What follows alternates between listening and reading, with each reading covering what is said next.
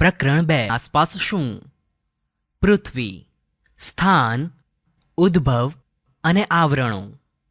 સારાંશ.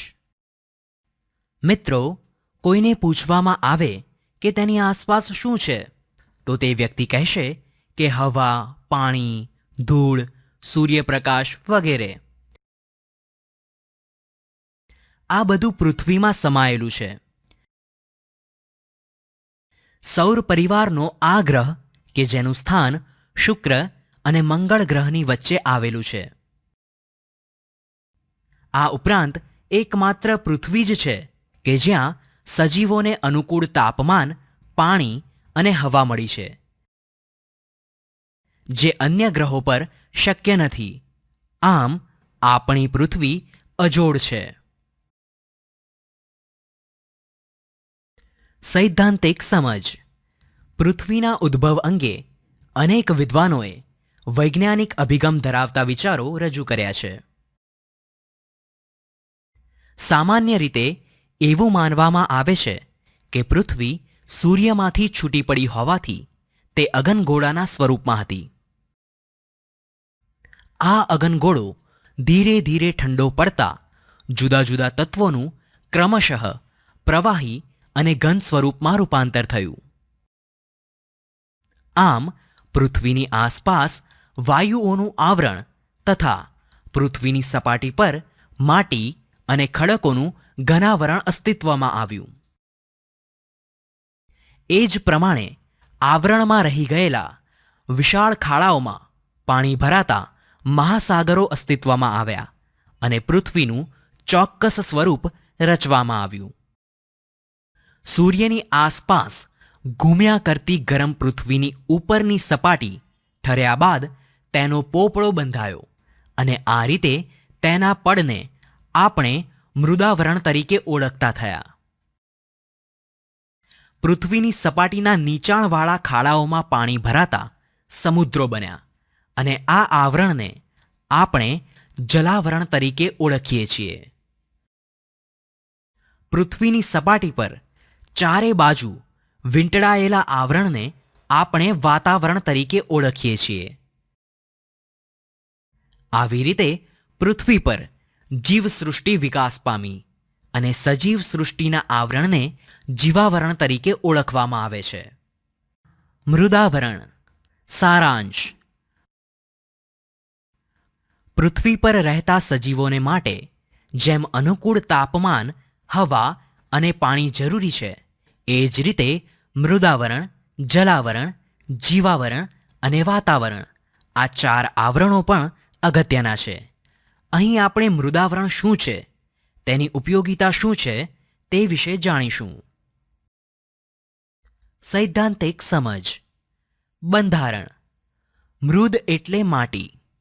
પૃથ્વીનો ઉપરનો પોપડો માટી અને ખડકો જેવા ઘન પદાર્થોનો બનેલો હોવાથી તેના ઉપલા પડને મૃદાવરણ કહે છે. તેને ઘનાવરણ કે શિલાવરણ પણ કહે છે. આ પોપડો માટી અને ખડકોનો બનેલો હોવાથી તેની સપાટીથી જેમ જેમ ઊંડે જઈએ તેમ તેમ તાપમાનમાં વધારો થાય છે. આ પૃથ્વીના પેટાળમાં વધારે ગરમીને લીધે અંદરના ખડકો પણ પીગળી જઈને પ્રવાહી સ્વરૂપમાં ફેરવાઈ જાય છે, જેને આપણે મેગ્મા એટલે કે ભૂરસ તરીકે ઓળખીએ છીએ. મેગ્માની અંદર રહેલા વાયુઓ અને ખડકોનું દબાણ પણ એટલું વધારે હોય છે, જેથી ગરમી અને દબાણ જેવા વિરોધી બળો વચ્ચે સમતુલા જળવાઈ રહે છે.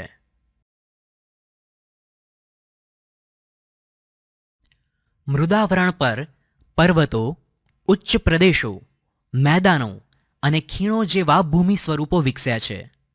આથી પૃથ્વીનું મોટા ભાગનું માનવ જીવન, પ્રાણી જીવન અને વનસ્પતિ જીવન મૃદાવરણમાં જ વિકસેલું અને વિસ્તરેલું જોવા મળે છે.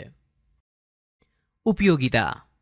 મૃદાવરણ એટલે મનુષ્ય, પ્રાણી અને વનસ્પતિના જીવનનો મુખ્ય આધાર. આપણને રહેવા માટે ઘર, પીવા માટે પાણી, ખોરાક માટે ખેતી તેમજ ઉદ્યોગ ધંધા માટેની પ્રવૃત્તિઓ પણ મૃદાવરણના આધારે જ થાય છે. માટે તેને ધરતીનો ધબકાર પણ કહી શકાય. ઉપરાંત મૃદાવરણના કારણે ખનિજ તેલ, પાણી તથા ઘણા ખનિજો પણ મળી રહે છે. આમ દરેક સજીવની ઉત્પત્તિથી અંત સુધીની યાત્રાનું આધારબિંદુ એટલે મૃદાવરણ. માનવ જીવન પર અસર. મૃદાવરણ આપણને આધાર આપે છે, છતાં માનવજાતિ પોતાના વિકાસ માટે જે પ્રવૃત્તિઓ કરે છે તેનાથી મૃદાવરણ જોખમાય છે. ઉદાહરણ તરીકે જોઈએ તો ખનિજો મેળવવા વધુ પડતું ખોદકામ, ભૂમિગત અણુ પરીક્ષણો, ખનિજ તેલ શોધવા ખૂબ ઊંડું શારકામ અને પાણી માટે વધુ પ્રમાણમાં પાતાળ કૂવા ખોદવા વગેરેની અસર માનવ જીવન પર થાય છે. જલાવરણ. સારાંશ. પૃથ્વીની સપાટી પર ભૂમિ વિસ્તાર કરતાં પાણીના વિસ્તારનું પ્રમાણ વધારે છે. પૃથ્વીની સપાટીનો કેટલોક નીચાણવાળો ભાગ પાણીથી ઘેરાયેલો છે અને આ ઘેરાયેલા પાણીના ભાગને જલાવરણ તરીકે ઓળખવામાં આવે છે. જલાવરણમાં વિશાળ જળભંડાર ધરાવતા ભાગો એટલે મહાસાગરો, જે પેસિફિક, એટલાન્ટિક, હિન્દ અને આર્કટિક મહાસાગર તરીકે ઓળખાય છે. સૈદ્ધાંતિક સમજ. બંધારણ. બધા જ મહાસાગરો એકબીજા સાથે જોડાયેલા હોવાથી તેમના ભૂમિ વિસ્તારો પાસે આવેલા જળ વિસ્તારો સ્થાનિક, સમુદ્રો, ઉપસાગરો, અખાત કે સામુદ્રધુનીના નામે ઓળખાય છે. પૃથ્વીની સપાટી પર આશરે 71% જલાવરણ વિસ્તરેલું છે. ઉપરાંત પૃથ્વી પરના મહાસાગરો ખૂબ વિશાળ અને ઊંડા હોવાથી કેટલીક જગ્યાએ 10 થી 11 કિલોમીટર જેટલી ઊંડી ખાઈઓ પણ આવેલી છે. પૃથ્વી પરના પાણીના જથ્થાના 97% ભાગનું પાણી મહાસાગરોમાં સમાયેલું છે, જે પાણી ખારું છે. બાકી રહેલા પાણીનો આશરે પોણો ભાગ ધ્રુવો પર તથા હિમાલય અને બીજા ઊંચા પર્વતો પર બરફ રૂપે છે, જ્યારે કેટલોક જથ્થો ધરતીમાં છે. આ મીઠું પાણી એ જલાવરણની ભેટ છે. જલાવરણનું અસ્તિત્વ એટલે સજીવ સૃષ્ટિનું અસ્તિત્વ. જળ એ જ જીવન. ઉપયોગિતા. ધરતી પર પડતા વરસાદનો મોટા ભાગનો ભેજ સમુદ્રોમાંથી આવે છે. ઉપરાંત સમુદ્રોમાંથી મૂલ્યવાન રસાયણો, ખનિજો અને મીઠું વગેરેનો જથ્થો મળી રહે છે. મહાસાગરોના મોજા, પ્રવાહો અને ભરતીઓમાં પ્રચંડ શક્તિ રહેલી હોવાથી તેને નાથીને તેનો ઉપયોગ વિદ્યુત શક્તિ મેળવવા માટે કરવામાં આવે છે. ઉપરાંત મહાસાગરો જળમાર્ગ તરીકે પણ એટલા જ ઉપયોગી નીવડે છે. માનવ જીવન દ્વારા થતી અસર. સજીવો માટે મૂળભૂત જરૂરિયાતોમાં પાણીનું મહત્વ વધારે હોવા છતાં પણ દૂષિત પાણીનું પ્રમાણ વધી રહ્યું છે. શહેરો અને ગામની અશુદ્ધિઓ તેમજ ઔદ્યોગિક કચરાનો નિકાલ સતત વધવાથી નદીઓ, ઝરણા, સરોવરો અને સમુદ્ર સાર્વજનિક ઉકરડા સમાન બન્યા છે. ઉપરાંત ઔદ્યોગિક પ્રદૂષણના કારણે ધ્રુવ પ્રદેશોનો બરફ ઓગળવા લાગ્યો છે, તેમજ જહાજોના નકામા તેલ વહેવાના કારણે અન્ય ઔદ્યોગિક વસાહતોના ગંદા અને રસાયણયુક્ત પાણીથી દરિયાઈ જીવોનો નાશ થઈ રહ્યો છે, જે જલાવરણ માટે ખતરારૂપ છે. વાતાવરણ. સારાંશ. મૃદાવરણ અને જલાવરણની જેમ વાતાવરણને નરી આંખે જોઈ શકાતું નથી. વાતાવરણમાં વિવિધ વાયુઓ ઉપરાંત પાણીની વરાળ, ધૂળના રજકણો, ઉલ્કાઓ, ક્ષારકણો તેમજ સૂક્ષ્મ જીવજંતુઓ પણ ભળેલા છે. આમ પૃથ્વીની ચારે બાજુ વીંટળાઈને આવેલા હવાના આવરણને વાતાવરણ કહેવામાં આવે છે. સૈદ્ધાંતિક સમજ. પૃથ્વીની સપાટીથી આશરે 1600 કિલોમીટર ઊંચાઈ સુધી વાતાવરણ વિસ્તરેલું છે. વાતાવરણ રંગહીન, વાસરહિત અને પારદર્શક છે. તેમજ તેમાં ઘન, પ્રવાહી અને વાયુ તત્વોનો તેમજ nitrogen, oxygen, carbon dioxide, ozone અને હાઇડ્રોજન વગેરેનો સમાવેશ થાય છે. વાતાવરણમાં નાઇટ્રોજન 78%, ઓક્સિજન 21% અને 1% જેટલા અન્ય વાયુઓ આવેલા છે.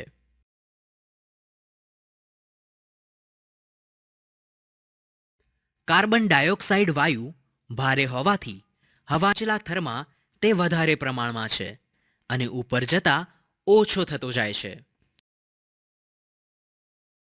કાર્બન ડાયોક્સાઇડ આશરે 20 કિલોમીટરની, ઓક્સિજન આશરે 110 કિલોમીટરની અને નાઇટ્રોજન આશરે 130 કિલોમીટરની ઊંચાઈ પછી ખાસ જણાતા નથી. તેમજ ખૂબ ઊંચાઈએ જતા માત્ર હાઇડ્રોજન અને હિલિયમ જેવા હલકા વાયુઓ હોય છે. હવામાં ઓઝોન વાયુનું ઓછું પ્રમાણ હોવા છતાં તે સૂર્યના જલદ પારજાંબલી કિરણોનું શોષણ કરી પૃથ્વીને પ્રચંડ ગરમીથી બચાવે છે. ઓઝોન વાયુ મુખ્યત્વે વહેલી સવારમાં ખુલ્લા મેદાનમાં અને સમુદ્ર કિનારાની હવામાં વધારે પ્રમાણમાં હોવાથી તે લોકોને સ્ફૂર્તિ પ્રદાન કરે છે, જેથી લોકો વહેલી સવારમાં ફરવા નીકળે છે. વાતાવરણમાં રજકણો પણ જોવા મળે છે, જેને લીધે પૃથ્વી પર પ્રકાશ ફેલાય છે. તેમજ સૂર્યાસ્ત થતાં એકાએક અંધારું કે સૂર્યોદય થતાં એકાએક અજવાળું થતું નથી. ઉપયોગિતા. વાતાવરણમાં રહેલા રજકણો દ્વારા આપણે સવારની ઉષા અને સાંજની સંધ્યાના રંગીન દ્રશ્યો જોઈ શકીએ છીએ. ઓક્સિજન અને નાઇટ્રોજન વાયુઓ પૃથ્વી પરની જીવસૃષ્ટિને જીવંત રાખે છે. ઉપરાંત વાતાવરણના માધ્યમને લીધે અવાજ સાંભળી શકીએ છીએ. તેમજ રેડિયો, દૂરદર્શનના પ્રસારણો શક્ય બને છે. વાતાવરણના ઘર્ષણથી ઉલ્કા જેવા અવકાશી પદાર્થો સળગી ઉઠી નાશ પામે છે અને તે આવી રીતે પૃથ્વી માટે કુદરતી ઢાલનું કામ કરે છે. પાણી વાતાવરણનો મુખ્ય પ્રવાહી ઘટક હોવાથી ગરમીથી બાષ્પ બની વરાળ સ્વરૂપે હવામાં ભળે છે. તેને ભેજ કહે છે. ભેજ ઠરવાની ક્રિયાને ઘનીભવન કહે છે. માનવ જીવન દ્વારા થતી અસર. મનુષ્ય દ્વારા થતી ઘણી પ્રવૃત્તિઓ છે, જેના દ્વારા વાતાવરણને નુકસાન થઈ રહ્યું છે. ઉદ્યોગો, કારખાના, પાવર સ્ટેશનો, વાહનો વગેરેનો પ્રદૂષિત ધુમાડો હવામાં ભળે છે. તેમજ વધુ અવરજવરો વિસ્તારમાં કાર્બન મોનોક્સાઇડ અધિક માત્રામાં હોય છે. કાર્બન ડાયોક્સાઇડ વાયુ માનવ શરીરમાં વધુ ઉમેરાય તો તેનાથી માથાનો દુખાવો, ચક્કર આવવા વગેરે જેવી શારીરિક તકલીફો ઊભી થાય છે. જીવાવરણ. સારાંશ. સૌર પરિવારમાં પૃથ્વી એક જ એવો ગ્રહ છે જેને જીવાવરણ છે. પૃથ્વીના મૃદાવરણ, જલાવરણ અને વાતાવરણના જે ભાગમાં સજીવ સૃષ્ટિ વ્યાપી છે તેને જીવાવરણ કહેવામાં આવે છે. પૃથ્વી ઉપર જીવાવરણ એ મહત્વનું આવરણ છે. સૈદ્ધાંતિક સમજ. બંધારણ. જીવાવરણમાં અનેક પ્રકારની જીવસૃષ્ટિનો સમાવેશ થાય છે. આ જીવસૃષ્ટિમાં વનસ્પતિ, પ્રાણીઓ, જીવજંતુઓ અને માનવોનો સમાવેશ થાય છે. પૃથ્વીમાં રહેતા દરેક સજીવની જરૂરિયાતોની ચીજવસ્તુઓ જીવાવરણમાંથી પ્રાપ્ત થાય છે. આ ઉપરાંત જીવાવરણના સજીવો માનવ જગતને વિવિધતાપૂર્ણ ખોરાક અને કાચો માલ પૂરો પાડે છે. અજૈવિક વિભાગમાં જીવાવરણ 2 વિભાગમાં વહેંચવામાં આવે છે. 1 અજૈવિક અને 2 જૈવિક.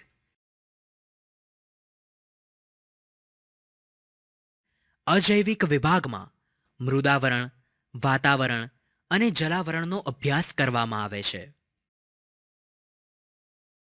જૈવિક વિભાગમાં વનસ્પતિ, પ્રાણી અને સૂક્ષ્મ જીવાણુઓનો સમાવેશ થાય છે. માનવ જીવન દ્વારા થતી અસર. સામાન્ય રીતે જીવાવરણ સંતુલિત સ્થિતિમાં છે, પરંતુ માનવીય પ્રવૃત્તિઓ દ્વારા આ તંત્રને તોડવામાં આવે છે અને અનેક મુશ્કેલીઓ ઊભી કરવામાં આવે છે. પર્યાવરણના શોષણના ભોગે માનવી વિકાસ કરી રહ્યા છે, જેના કારણે કુદરતની પોષણ કડી જોખમાય છે. આવી સ્થિતિ માનવી અને પર્યાવરણ એમ બંને માટે નુકસાનકારક છે. હવે વિદ્યાર્થી મિત્રો, આ પ્રકરણ અહીં પૂર્ણ થાય છે.